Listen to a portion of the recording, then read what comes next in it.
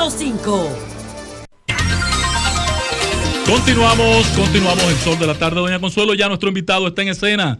Adelante, doña. Aquí, cómo no, el señor Adrián González. Buenas tardes, señor González. Usted es comisionado de comunicaciones de la COPAL, es decir, de la Conferencia Permanente de Partidos Políticos de América Latina, COPAL. Muy buenas tardes y bienvenido aquí a Sol de la Tarde. Está Aníbal Herrera, está también Pedro Jiménez, Ángela Costa, César Cabrera y Consuelo de Pradel, que estoy hablando con usted. Muy buenas tardes. Muy buenas tardes a usted, a los demás compañeros que nos acompañan y a todos los que nos están escuchando. Muchísimas gracias. Bueno, el interés nuestro de conversar con usted, señor González, es que usted nos haga una breve reseña de cómo están los partidos políticos en sentido general en América Latina. Hemos tenido muchas elecciones, precisamente ahora estuvieron Perú y Ecuador elecciones, y cambios fundamentales, pero también tenemos situaciones muy delicadas, como por ejemplo en Perú, donde hay tantos candidatos y todas estas cosas. ¿Cómo está ese panorama? Mire, en primer lugar, tal como adelantó, represento, ¿verdad?, la Comisión de Comunicaciones de la COPAL, y ahí estoy en calidad, ¿verdad?, de representante del Partido Independentista Puertorriqueño, sí, que para nosotros es muy importante estar insertados en la política latinoamericana, toda vez que estamos literalmente políticamente aislados de lo que es Latinoamérica, pero nos agenciamos cualquier tipo de esfuerzo por estar insertados con nuestros hermanos latinoamericanos ante ese muro virtual que tenemos con nuestra relación política con los Estados Unidos. Así es. Y dicho esto, pues la COPAL, pues, para los que no saben, es un organismo internacional que aglomera 63 partidos políticos de América Latina de distintas vertientes, pero todos de corte progresista. Y desde noviembre del 2020, que se aprobó el documento Consenso COPAL 2020, pues fue eso mismo, un documento de consenso donde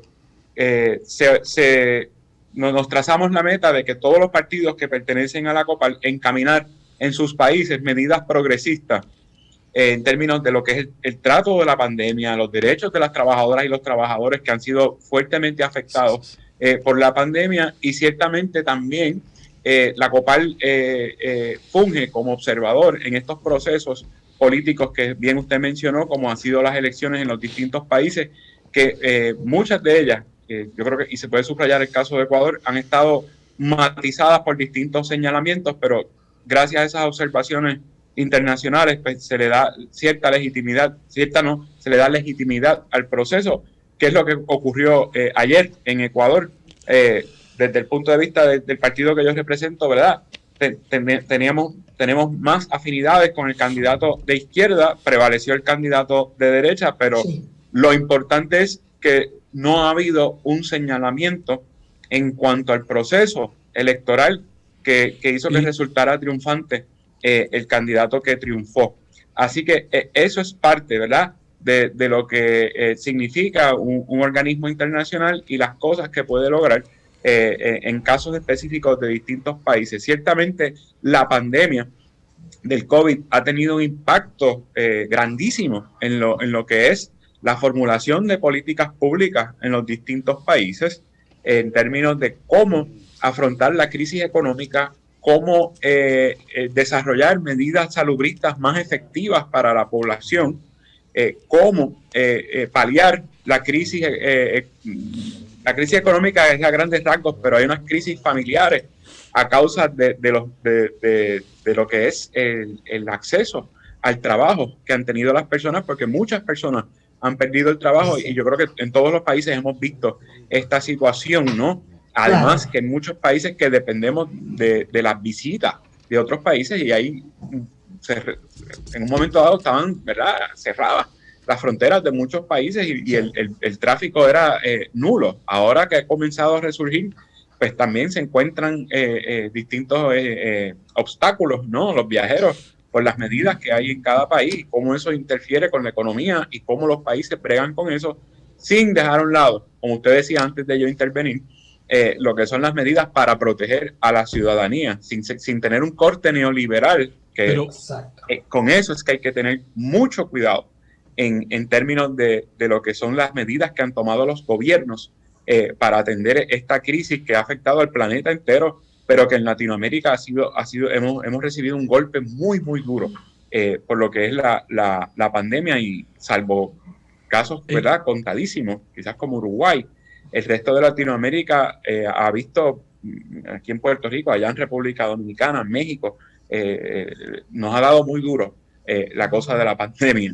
Bueno, pero lo han estudiado, Adrián, lo han estudiado desde la COPAL, han estudiado cuál ha sido el impacto en las organizaciones, la credibilidad de las instituciones, la respuesta de la gente, cómo ha asimilado la gente a las instituciones políticas en la región.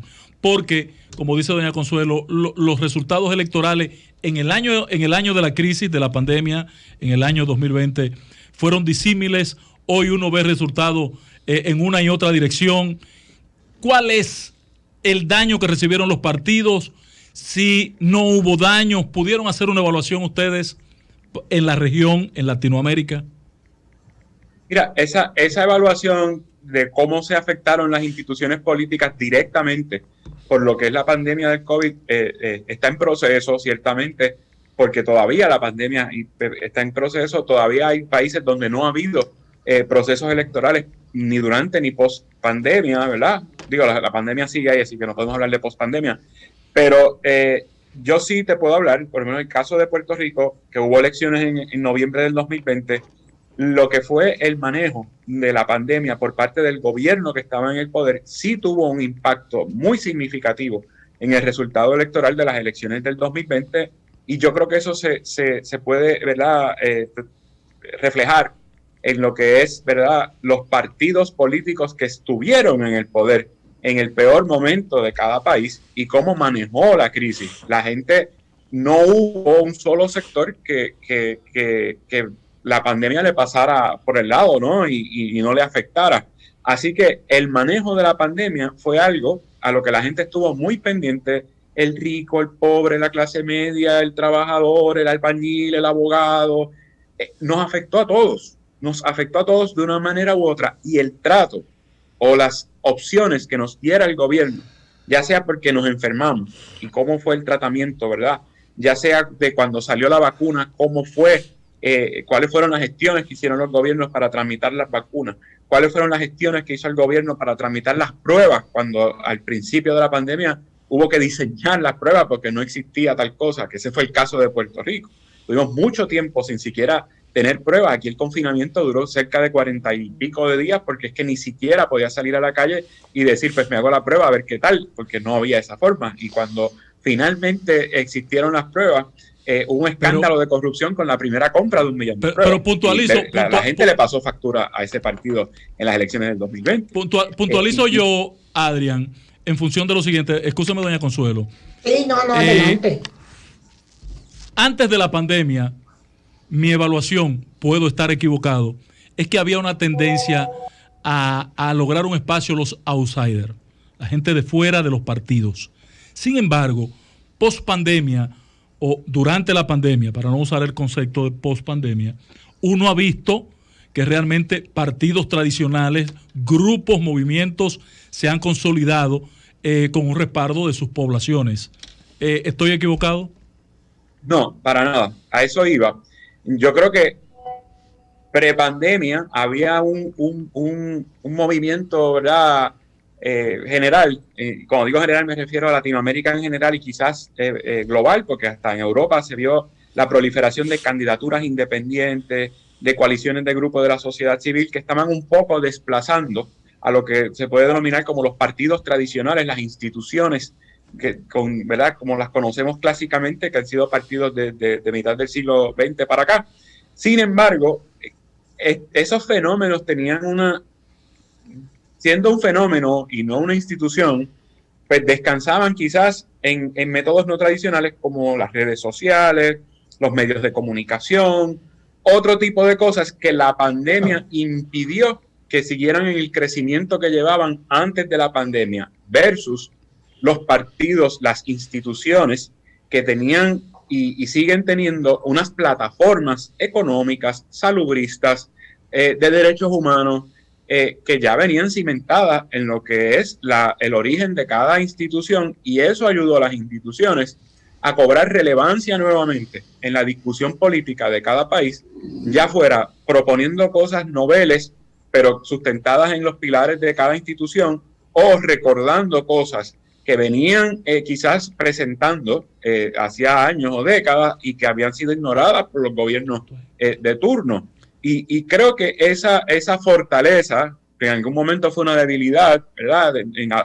Ante la opinión pública, lo que en un momento fue una debilidad, la institucionalidad, en el momento de la pandemia se convirtió en la fortaleza, y mi impresión es que poco a poco las instituciones nuevamente están logrando recuperar el espacio perdido en la discusión pública en los distintos países, y puedo dar fe de eso aquí en Puerto Rico, y he visto también cómo eso está sucediendo en otros países de Latinoamérica. Señor González, ¿y no sería también el miedo a lo desconocido ante la ocurrencia de la pandemia lo que motivó ese, digamos,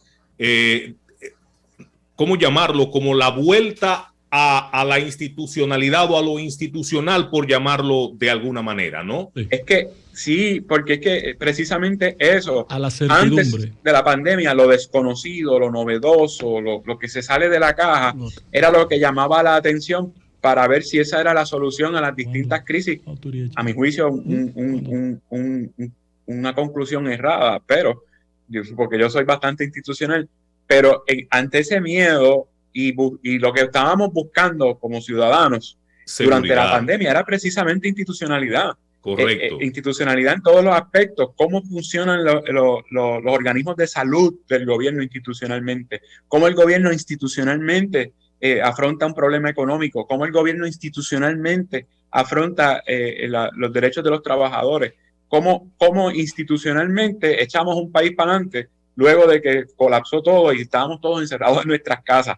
Y esa institucionalidad pues se tiene que reflejar también en quienes pretenden, ¿no?, llevar las riendas de un país. Así que si la ciudadanía buscaba institucionalidad y no improvisación para salir de la crisis, naturalmente estaban buscando una institución, o siguen buscando una institución como solución a esos problemas, y no una propuesta basada en la figura de una persona, que es ¿verdad?, el fenómeno que se estaba dando antes de la pandemia, a principios de este siglo XXI. Y yo creo que esa ha sido la gran ganancia para los partidos políticos en términos de que la gente pudiera distinguir, y que es importante distinguir entre lo que son posturas institucionales, porque están avaladas por muchas personas y por años de trabajo en plataformas de gobierno, versus un fenómeno, que es lo que estaba ocurriendo en muchos países del mundo, y Latinoamérica no era la excepción. Adrián, doña Consuelo. Sí. Ok. Adrián, voy a cambiar el tema, si ustedes están de acuerdo, compañeros, porque me gustaría ver el caso Puerto Rico. Exacto. Con Adrián. Para allá mismo. Él es un representante. Pero yo lo que quería era que por favor, señor González, a nosotros nos interesa mucho. Diga. A nosotros nos interesa mucho, República Dominicana. Ustedes tienen en la COPAL representación de los partidos haitianos, de algún partido haitiano. Ay, bendito Dios. Sí, ciertamente. ¿Cuál partido? Mire, en la COPAL está representado el partido, el nombre es en francés y se me escapa, sí, pero comparece el senador Edmond. El apellido se me escapa, pero es una persona bastante activa en la COPAL. Ustedes, ajá, sí, adelante. Lo que quería saber, Edmond Beauzile, se escribe Beauzile. ¿Y a qué partido pertenece? ¿Y su partido cómo se llama? Beauzile. Bien, lo que quería saber es si ustedes, la COPAL interviene en el sentido de los partidos que son miembros de la COPAL, consultan la COPAL, o cada cual anda por su lado fijando posiciones. ¿Cómo funciona en eso la COPAL? Porque a nosotros nos gustaría que ustedes nos dijeran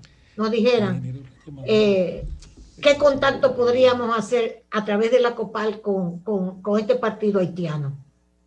La COPAL, como no son instituciones gubernamentales que componen la COPAL, son partidos políticos con un compromiso común en cuanto a diversos temas, son todos partidos de corte progresista y nos encargamos de llegar a consensos para que haya cierta unanimidad, ¿no? Cierta uniformidad en las propuestas que hacemos en nuestros países, cada partido.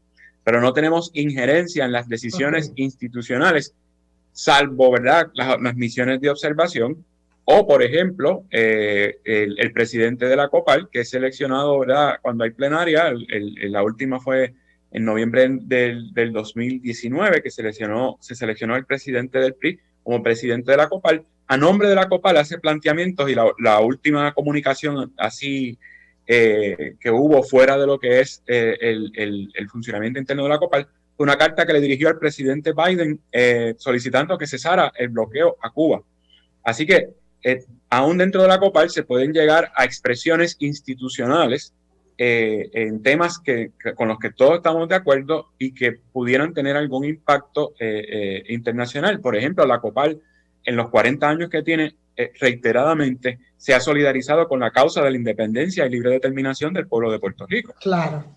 Así que no intervienen con las decisiones del gobierno en cuanto a nuestro proceso político, pero sí hacen expresiones a favor de nuestra independencia, porque los 63 partidos políticos que componen la COPAL se solidarizan con nuestra independencia y nuestro derecho a la libre determinación. Claro, igual que nosotros personalmente. Adrián. Pero el partido que es miembro de la COPAL aquí, ¿es el de José Fran, Ángel? No, hay varios. Hay varios partidos de República Dominicana. Claro. Está en el PRD, está creo que está el PLD también. El primero fue el PRD. Ahora José Fran Peñaguaba. Me imagino que la fuerza del pueblo debe estar en esos aprestos, porque ahí fue presidente de la COPAL, un seguidor del doctor Fernández, el buen amigo Manolo Pichardo. Ahora, Adrián, yo quería retomar ese punto en que tú haces referencia a la posibilidad de la independencia de Puerto Rico. Sí. Tu partido independentista, ¿qué lectura le dieron ustedes a la consulta que se dio en el pasado proceso electoral de noviembre? ¿Cuál es la situación hoy?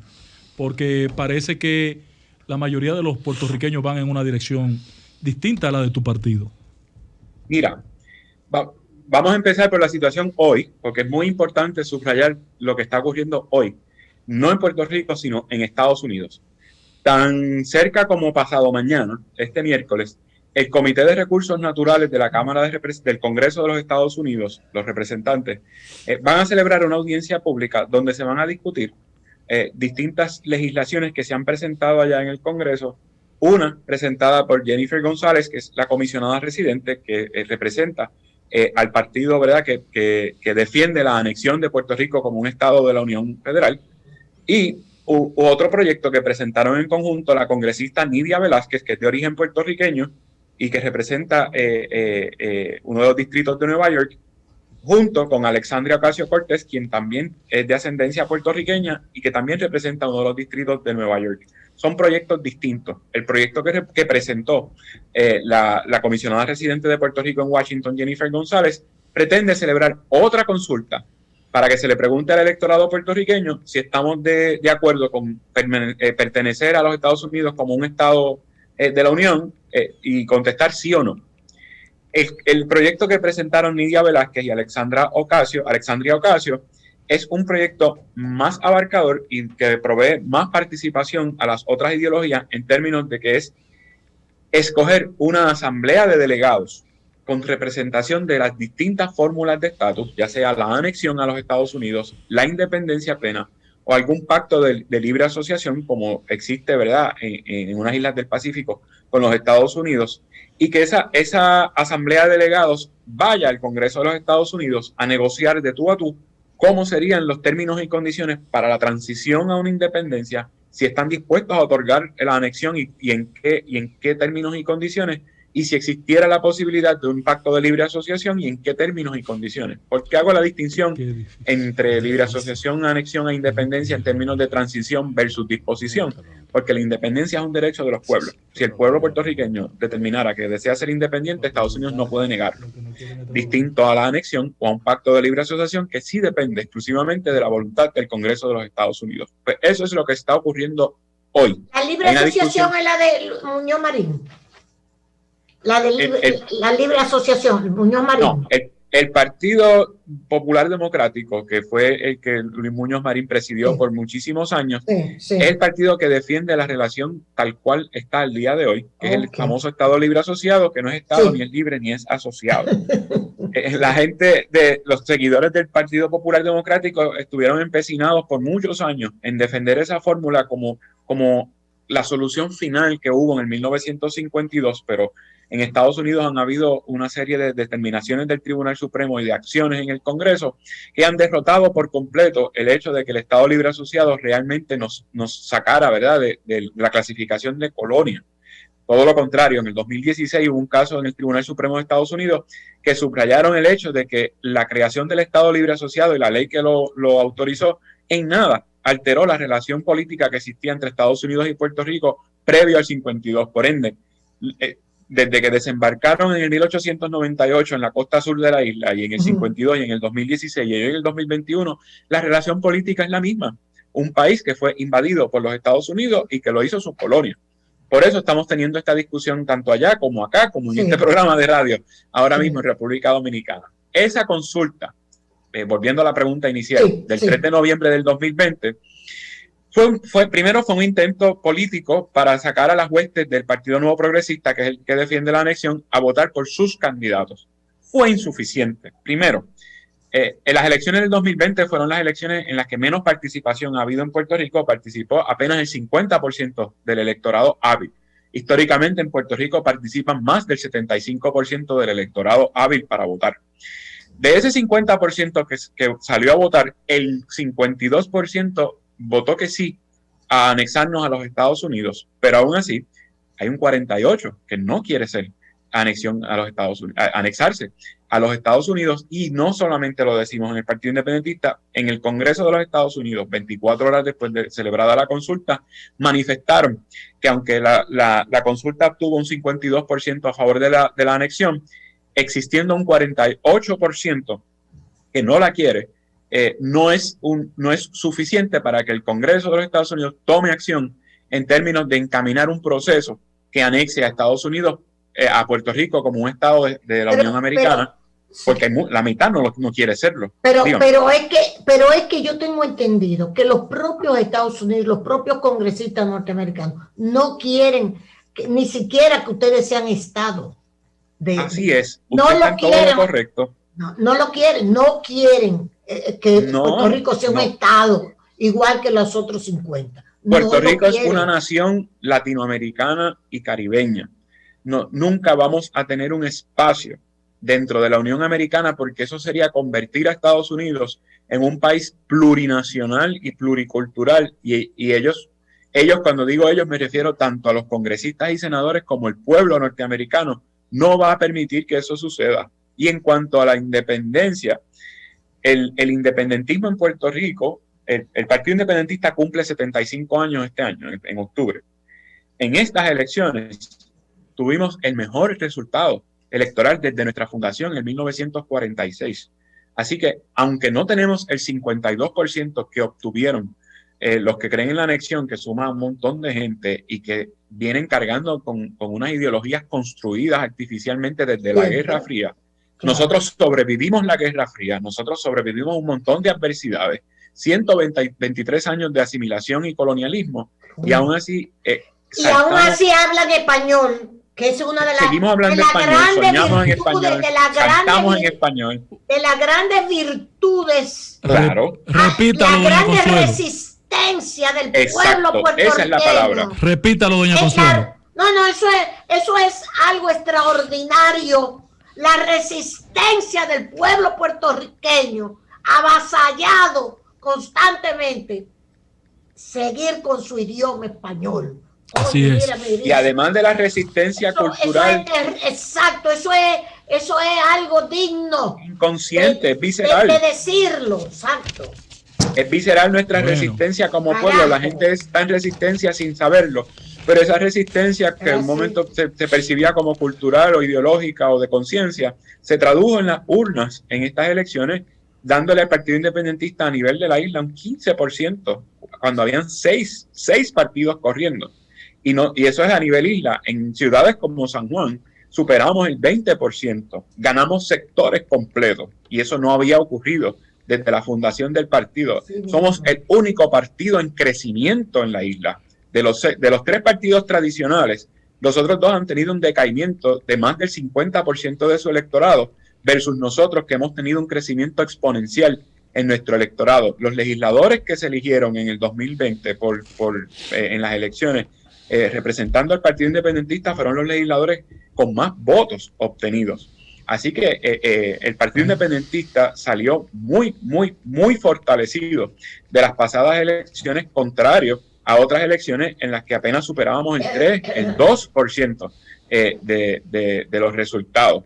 Y estamos, sin temor a equivocarme, estamos en nuestro mejor momento, con una tendencia de crecimiento que va a ser muy difícil que se detenga, porque los golpes que seguimos recibiendo del gobierno de los Estados Unidos siguen creando esas resistencias, no solamente que se traducen en hablar y pensar y enamorarse en español, sino que ya la gente quiere hacer un reclamo político de que no quieren más la relación de subordinación a los Estados Unidos. Ese golpeo, señor González, ¿entienden ustedes que se vio, digamos, intensificado durante la gestión del anterior presidente Donald Trump? Claro, el tratamiento que les dio a la isla, por ejemplo, cuando los huracanes, cuando la acción de FEMA, cuando prácticamente habló de una clase política corrupta en Puerto Rico que estaba dilapidando los fondos públicos. ¿Entiende usted que esta actitud del anterior presidente Donald Trump ha fortalecido esa, digamos, hambre de independencia política de Puerto Rico? Por supuesto que sí, por supuesto que sí. No solamente el trato de Estados Unidos, el mero paso del huracán, nosotros nos quedamos solos por semanas. No podíamos recibir ayuda de ningún país. Estados Unidos no decía nada de cuándo íbamos a empezar a recibir ayuda. Aquí no había comida, aquí no había agua, aquí no hubo luz eléctrica por meses. Hubo gente que estuvo más de un año sin energía eléctrica. Cuando finalmente el presidente viene a Puerto Rico, fue a tirarnos con papel, con papel toalla. Sí. No lo diga, que una yo burla, se generó. Sí. Pero ya antes de que el presidente llegara, que fue como la tercera semana post-huracán, se había generado una sensación de que nos tenemos a nosotros mismos. Renació un sentimiento nacionalista en el buen sentido de la palabra, porque realmente estábamos solos y nos teníamos a nosotros mismos. Un detalle importante y que pareciera insignificante, pero que no lo es. Cuando no había nada, cuando la gente salía a buscar lo que fuera, hubo una reacción espontánea que la gente ponía en su vehículo una pequeña bandera de Puerto Rico en la antena, en el cristal. Finalmente, Adrián. Porque era lo único que teníamos, nuestro sentimiento nacional de solidaridad entre finalmente, nosotros. Adrián, ayudamos a nosotros porque nadie salió a ayudarnos. Finalmente, en ese punto, y muy puntualmente, valga la redundancia, patrón, ¿el éxodo se ha reducido? No, para nada. Eso también es un elemento que ha influenciado en la transformación de la política puertorriqueña. Desde el 2005 nosotros estamos en una recesión económica de la cual no vemos cómo vamos a salir, precisamente porque la relación política con los Estados Unidos es un obstáculo para poder salir de ella por las distintas medidas que no podemos tomar, porque somos una colonia de los Estados Unidos sujeta a un montón de legislación que nos impide tomar medidas proteccionistas. Y se nos van 50,000 personas al año desde el 2008. Eso es muchísimo. Eso es un país, eso habla muy mal de la situación económica, social y política de un país. 50,000 compatriotas. La proyección es que entre el censo del 2010 y el censo del 2020 la población se habrá reducido casi en una tercera parte, de más de 3 millones que había en el censo del 2010. Para el 2020 se estima que va a ser apenas 2 millones la población en Puerto Rico, y eso se reflejó también en las elecciones. La cantidad de electores hábiles para votar se redujo por mucho respecto a las últimas 2 elecciones, porque cada vez vive menos gente en Puerto Rico, y aún los que estamos aquí pasamos mucho trabajo para traer comida. Pedro Jiménez, tenemos que hacer otro programa allá a Puerto Rico. Sí, estamos esperando que baje la pandemia. No hicimos un programa, nosotros Sol de la Tarde, este equipo fue a Puerto Rico a hacer un programa. Sí, claro, una gran actividad ya con el cónsul. Ya el ferry comenzó a funcionar, así que estamos listos para arrancar. Estamos listos para irnos Puerto Rico. Gracias, Adrián. Esperando que esta pandemia. Mire, queremos mucho a Puerto Rico. Nosotros esperemos un poquito porque la pandemia está en repunte y no se recomienda la visita. No, un poquito, quizás a junio o julio. Rubén Berrío está vivo. Vivo, coleando y más contento que nunca, porque estuvo 50 años esperando por este momento de las elecciones del 2020. Está muy saludable, muy contento, activo en la política local e internacional todavía. Así que hay Rubén Berríos para rato. Pues denle un abrazo de parte de un grupo de dominicanos que lo admiramos. Así es. Así será, con mucho gusto. Claro que sí. Muchísimas gracias, señor González, por esta participación tan hermosa. Gracias a ustedes por la invitación, muy gentiles. Gracias a ustedes. Extraordinario. Vamos a la pausa. Cabrera, Cuba.